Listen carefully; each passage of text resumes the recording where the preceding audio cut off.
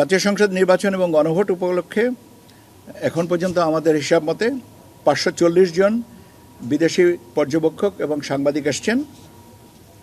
এদের মধ্যে এই 540 জনের মধ্যে নির্বাচন কমিশন আমাদের যাদেরকে আমন্ত্রণ জানিয়েছিলাম, বিভিন্ন দেশের নির্বাচন কমিশন এবং আপনার যে ডেমোক্রেটিক প্রসেসের সাথে ইনস্টিটিউশনসের সাথে জড়িত, তাদের থেকে প্রায় 60 জন, বিভিন্ন আন্তর্জাতিক সংস্থা, নির্বাচন পর্যবেক্ষক সংস্থা থেকে আসছেন 330 জন এবং 45টি আন্তর্জাতিক গণমাধ্যম প্রতিষ্ঠান থেকে আসছেন প্রায় 150 সাংবাদিক। এর সাথে এদের মধ্যে যেমন তুরস্ক থেকে আমি যাদেরকে আমন্ত্রণ জানিয়েছেন, তুরস্ক, মালয়েশিয়া, নাইজেরিয়া, ফিলিপিন্স, জর্জিয়া, এই সমস্ত দেশ থেকে আসছেন। বিভিন্ন গণমাধ্যম থেকে যারা আসছেন তাদের থেকে পাকিস্তান থেকে আসছেন, আল জাজিরা থেকে আসছেন, জাপান থেকে আসবেন, BBC news, AP Associated Press, Reuters, ABC Australia, Deutsche Welle, এর সাথে পাশাপাশি স্পেন, ফ্রান্স, ইতালি, নেদারল্যান্ডস ইত্যাদি ইত্যাদি অনেক অর্গানাইজেশন থেকেও আপনার পর্যবেক্ষকরা আসছেন, সংবাদকর্মীরা আসছেন। প্রায় 330 জন আন্তর্জাতিক পর্যবেক্ষক বাংলাদেশে আছেন বা আসছেন। এদের ভিতরে সবচেয়ে বেশি হচ্ছে ইউরোপিয়ান ইউনিয়ন, তাদের এই পর্যায়ে 223 জন, এটা 250 পর্যন্ত সম্প্রসারিত হওয়ার সম্ভাবনা আছে। কমনওয়েলথ থেকে আসছেন 25 জনা, Asian network for free elections আনফ্রেলের থেকে 28 জনা, ইন্টারন্যাশনাল রিপাবলিকান ইনস্টিটিউট IRI থেকে আসছেন 12 জনা এবং অন্যান্য জায়গা থেকে আসছেন 30 জনা। আগামীকাল এরা মূলত আছেন আপনার হোটেল ইন্টারকন্টিনেন্টালে। তথ্য মন্ত্রণালয় এবং তথ্য সম্প্রচার মন্ত্রণালয় এবং ইলেকশন কমিশনের যৌথ উদ্যোগে আগামীকালকে আপনার ইন্টারকনে আপনার একটা মিডিয়া সেন্টার উদ্বোধন করা হবে। আর মিডিয়া ব্রিফিং আমরা করব এই যারা আসছেন আমাদের সাথে দেখা করার জন্যে বা আমাদের ইলেকশন পর্যবেক্ষণের জন্য, তাদের ব্যাপারে আমরা আগামী 11 তারিখ ইন্টারকনে আমরা একটা ব্রিফিংয়ের ব্যবস্থা রেখেছি। আজকে বেশ কয়েকজনা রাজনৈতিক দলের নেতৃস্থানীয় ব্যক্তিবর্গ এসেছিলেন। সবচেয়ে মজার ব্যাপার, আমি বলবো যে সবার প্রতি সম্মান রেখেই বলছি যে তাদের প্রথম কনসার্নটা ছিল মোবাইল ফোন, এবং আমরা কাজেই মোবাইল ফোন যে আমাদের জীবনের সাথে একটা অংশ হয়ে গেছে এটা আমরা পুনরায় উপলব্ধি করলাম। বাট এটা ভালো, এবং আমরা এবং আপনাদের সাথে বা তাদের সবার সাথে প্রকৃত অর্থে it was a little bit of miscommunication. আমরা যেটাভাবে বোঝাতে চেয়েছি আমরা লিখিতভাবে সেটা বোঝাতে পারিনি। এটার যেটা সত্যি সেটাই আমি আপনাদেরকে বললাম। এর বাইরে আপনার আইনশৃঙ্খলা পরিস্থিতি নিয়েও কথা বলেছেন। তারা বিভিন্ন জায়গায় তারা বিভিন্ন সমস্যা ফেস করতেছেন সে সম্পর্কেও বলেছেন। তো এগুলো আমরা নোট করেছি এবং নোট করে যে যে জায়গায় যেভাবে কথা বলার দরকার, কেন এখন পত্রালাপ করে ফাইলে প্রসেস করে পত্র দিতে দেখা যাবে যে ইলেকশন ইজ ওভার। তার থেকে আমরা এখন মূলত তাদের রেসপেক্টিভ এরিয়াতে আমরা যেটা মনে করছি যে হ্যাঁ এটা একটা কনসার্ন, আমরা জানিয়ে দিচ্ছি তাদের তত্ত্বাবধায়ক সুপারভাইজারদেরকে বা কনসার্ন আপনার রিটার্নিং অফিসারদেরকে অ্যাজ অ্যাপ্রোপ্রিয়েট।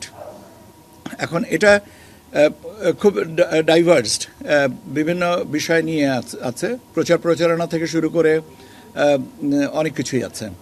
তো এইগুলো নিয়ে ওনারাও আপনাদের সাথে কথা বলে গেছেন। আমি আর এটা বিস্তারিত ব্যাখ্যার ভিতরে গেলাম না বা যাওয়ার প্রয়োজনও নাই, কারণ ওনারা নিজেরাও আপনাদের কাছে কথা বলে গেছেন যে কোন কোন বিষয়ে তারা আপত্তি দিয়েছেন এবং যে আপত্তিগুলো দিয়েছেন আমাদের কাছে, আমরা সেগুলোকে নিয়ে কাজ করব। এটা একটা জিনিস যে এটা ওভারনাইট তাৎক্ষণিকভাবে এটা অফ দ্য শেলফ তো না, এটা বললে তারপরে জিনিসটাকে অ্যাক্ট করতে একটু সময় লাগে। তো জিনিসটা নিয়ে আমরা আছি। আর আমরা চেষ্টা করছি যে বাকি যে সময়টুকু যেটুকু আছে নির্বাচনকে আগামী 12 তারিখ সকাল 7:30 থেকে শুরু করার জন্যে যে সমস্ত প্রাথমিকভাবে যে সমস্ত পরিকল্পনা ছিল কিছু অ্যাডজাস্টমেন্ট করতে হয়েছে, যেমন ফরিদপুর 1 আসনের ব্যালট আমাদেরকে সংশোধন করতে হয়েছে। এটা আজকে পর্যন্ত গেছে। বরগুনায় কিছু ব্যালট আপনার দেখা গেছে যে গণনায় পরে একটু সমস্যা হয়েছিল, সেখানেও এইগুলো অ্যাডজাস্ট করতে হয়েছে। এগুলো থাকবেই। এগুলো এত বড় একটা কর্মকাণ্ডে কিছু যদি না হয় তাহলে সব কিছু এটাকে স্বাভাবিক প্রক্রিয়ায় আদালতের নির্দেশনার প্রেক্ষিতে আমাদের কিছু ব্যালট পেপার রিপ্রিন্ট করতে হয়েছে। কিছু ব্যালট পেপার রিপ্রিন্ট করার মানে কি, কিছু ব্যালট পেপারকে বাতিল করতে হয়েছে, কিছু সেখানে রিপ্রিন্ট করতে হয়েছে। তো এই জিনিসগুলো নিয়ে মোটামুটিভাবে এখন পর্যন্ত things are very much in within the range, এবং আমাদের কাছে এখন পর্যন্ত আমরা নির্বাচনমুখী। 12 তারিখ সকাল 7:30 থেকে ভোট গ্রহণ শুরু হবে। সবাই ভোট দিবেন। আসছেন, এখন আমাদেরকে জানিয়েছেন, এসছেন, এই হিসাবটা। এখন ব্যাপার হচ্ছে যে লাস্ট মোমেন্টে যদি কেউ বাড়তি আসেন তাদেরকে তো আর এয়ারপোর্ট থেকে ফিরিয়ে দেওয়া হবে না। এটা কাজে আমি ওই জন্য বলেছি যে এটা দিস ইজ ফ্লেক্সিবল। এখন এটা হয় যে কোনো একটা বড় কাজে হয়। আজকে যেমন এই মুহূর্তে আপনারা যে কজন সংবাদকর্মী আছেন, অন্য সময় আর একটু বেশি থাকেন, আবার হয়তো রাত্রে 8টার পর্যন্ত দেখা যাবে যে হয়তো 1 বা 2 জন আছেন। এটা থিন আউট হবে। এটা কোনো মারাত্মক কোনো ব্যাপার নয়। আমি এই ব্যাপারে গত কয়েকদিন ধরে বেশ কয়েকবার কথা বলেছি। আপনি দুর্ভাগ্য যে আপনি বোধহয় ওখানে ছিলেন না। আমার মনে হয় যে আমার অন্যান্য সহকর্মী যারা আপনাদের আছেন তাদের কাছ থেকে জেনে নেন। রেজাল্ট ডিলে হওয়ার কোনো যৌক্তিক কারণ নেই। রেজাল্ট ডিলে হওয়ার কোনো যৌক্তিক কারণ নেই। এখন ব্যালট পর্যন্ত গোনা পর্যন্ত তো অপেক্ষা করতে হবে। এখন ওই গোনানো পর্যন্ত যদি অপেক্ষা করে বলেন যে ডিলে, সেটাকে আমি মানতে রাজি না। আপনাকে যতগুলো ব্যালট কাস্ট হচ্ছে সেগুলোকে তো গণনা করতে হবে। সেই গণনাটা যদি আপনার 3 ঘন্টা লাগে 3 ঘন্টা, যদি 4 ঘন্টা লাগে 4 ঘন্টা। কারণ এক একটা কনস্টিটিউয়েন্সিতে আপনার ভোটারের সংখ্যার ভিন্নতা আছে। যে কনস্টিটিউয়েন্সিতে ভোটারের সংখ্যা 5 লক্ষ আর যেখানে 3 লক্ষ, তো 3 লক্ষ ব্যালট, মানে আমি বলছি টোটাল ভোটার কাস্ট যাই হোক না কেন, এই আমি ধরলাম 100% কাস্ট হয়েছে, তাহলে 3,000 ব্যালট গুনতে যে সময় লাগবে আপনার আপনার অতিরিক্ত গুনতে আরও বেশি সময় লাগবে। এবং আপনি যদি কনস্টিটিউয়েন্সি ভাবে ধরেন যেখানে 5 লক্ষ ভোটার, সেইটার গণনার যে সময় লাগবে 3 লক্ষের জন্য গণনা করার সময় কম লাগবে। কাজে এটা ডিলেড হওয়ার কোনো কারণ নেই। কেউ তো আর ব্যালট রেখে বিশ্রামে যাবেন না। ব্যালটটা গুনে তিনি বাড়িতে যেতে পারলে তারও তো দায়িত্বটা শেষ হচ্ছে। কাজে আমরা ওইভাবে জিনিসটাকে কেন দেখছি না। পরিবহনের ব্যাপারে যে নিষেধাজ্ঞা দেওয়া আছে যে 11 তারিখ মধ্যরাত্রে থেকে 12 তারিখ মধ্যরাত পর্যন্ত পরিবহন বন্ধ থাকবে। That's all. নির্বাচনের সম্পূর্ণ প্রস্তুতি শেষ হবে যখন আমরা গেজেটটা পাবলিশ করব। ভোট নিয়ে শঙ্কার কোনো শঙ্কাই নেই।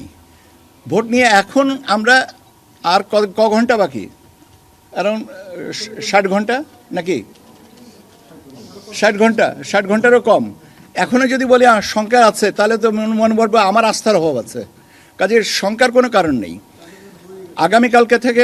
আগামীকালকে সকাল থেকে প্রচারণা বন্ধ হবে। ইয়েস, এবং বড় মাপের যে সমস্ত জিনিসগুলো আছে, যে মিছিল, মিটিং, শোডাউন ইত্যাদি এগুলো বন্ধ হবে। সামাজিক যোগাযোগ মাধ্যমে আমরা আশা করব যে যোগাযোগ মাধ্যমে যেন এই প্রচারণাগুলো বন্ধ থাকে। মনিটরিংয়ের ব্যবস্থা আছে, আমরা এখানে করি, এবং সেটার জন্য আমরা জানেন যে আমাদের এখানে একটা সেল আছে, সেখান থেকে করা। এর সাথে আমরা আমাদের যে অন্যান্য যে গভর্নমেন্ট এজেন্সিসগুলো আছে তাদের কাছ থেকেও আমরা ডেটা শেয়ার করি। এবং সর্বোপরি যে আমরা চাই যে একটা আনন্দমুখর পরিস্থিতিতে হোক, কিন্তু আনন্দটা যেন আরেকজনের কষ্ট কারণ না হয়। এটা আইন শৃঙ্খলা পরিস্থিতি আমাদের কাছে এখনো পর্যন্ত তো মারাত্মক কোনো খবর আসেনি। আমি একটু আগেও আপনাদের সাথে কয়েকজনের সাথে কথা বলছিলাম যে দুর্ভাগ্যজনকভাবে 2টো ঘটনা ঘটেছে যেখানে 2 জনের প্রাণহানি হয়েছে। যেমন তফসিল ঘোষণা পরপরে জনাব হাদি, আমরা তাকে হারিয়েছি, এবং আপনার কয়েকদিন আগে একটা শেরপুরে ঝিনাইগাতিতে একটা হয়েছে। এই দুটো আমার জানা মতে, এর বাইরে আর আমার জানা নেই। কাজে প্রাণহানির মতন ঘটনা নিন্দনীয়, এবং ডেফিনেটলি এটাকে আমরা সবাই নিন্দা জানাই। এবং এর বাইরে যে সমস্ত মিছিল, মিটিংয়ে বক্তব্য, পাল্টা বক্তব্য, এই জিনিসগুলো তো নির্বাচনেরই একটা অংশ। তবে এটা শালীনতার পর্যায়ে এখন আছে, মারাত্মক কোনো খবর মানে ত্রুটি আমরা পাইনি। আর আমাদের গোয়েন্দা নজরদারি ভালোভাবেই আছে, যে কারণে আপনারা জানেন যে 6টা সিল এক জায়গা থেকে উদ্ধার করা হয়েছে। এখনও পর্যন্ত এর বাইরে আর আমরা এখন পর্যন্ত কোনো ব্রিচ পাইনি, মানে ব্রিচ অফ কন্ডাক্ট পাইনি। তো আমরা আশা করছি যে নিশ্চয়ই আমরা সবাই মিলে একটা ভালো সফলতার দিকেই এগিয়ে যাব। কোনো একটা রাজনৈতিক দলের থেকে অভিযোগ করা হলো একটা পার্টিকুলার পদে কিছু নিয়োগে অনিয়ম হয়েছে। তো আমরা যখন বললাম যে ঠিক আছে, অনিয়মের ব্যাপারটা আপনাদের যে আপত্তিটা, সেই আপত্তিগুলো আমাদেরকে বলেন, আমরা দেখছি। তখন বলছেন যে আমি জেনে বলবো।